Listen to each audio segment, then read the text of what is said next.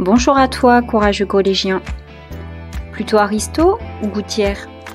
Rassurez-vous, il ne s'agit pas d'un test psychologique, mais bien d'une leçon de grammaire sur les registres de langue. Imaginez la scène. Raymond, je t'idolâtre et ne cesse de changer à toi.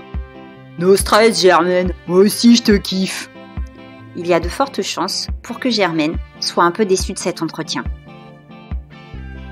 Pas forcément, Germaine. L'amour de Raymond est certainement très pur, il n'a simplement pas utilisé le bon registre de langue. Celui-ci dépend du contexte dans lequel on s'exprime, alors ne faites pas comme Raymond, choisissez le bon registre de langue. Vous connaissez déjà les 3 registres de langue et leurs emplois. Le registre familier ne s'emploie qu'avec les intimes. Le registre courant est celui qu'on utilise dans la vie quotidienne. Enfin, le registre soutenu est réservé à l'écrit ou aux situations un peu plus officielles. Pour reconnaître les registres, on se fie à 3 critères. Le vocabulaire, quels mots sont employés, leur prononciation, manque-t-il ou non des syllabes, et la syntaxe, la grammaire est-elle correcte.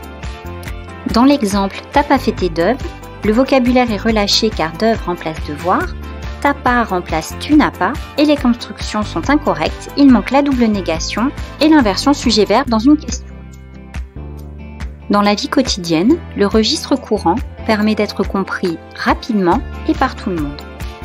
Dans la phrase « n'as-tu pas fait tes devoirs », le vocabulaire est simple, les tournures sont correctes et la prononciation est également très claire.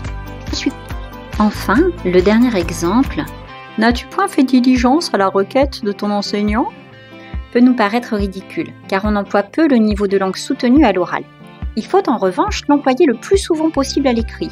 Le vocabulaire et la construction des phrases recherchées rendent la lecture beaucoup plus plaisante. L'association de différents registres de langue peut produire un effet comique et participe notamment au comique de situation. Par exemple, lorsqu'on assiste à un choc des cultures. C'en est fini de cette leçon, lancez-vous dans les exercices, vous verrez c'est presque un jeu, et à bientôt.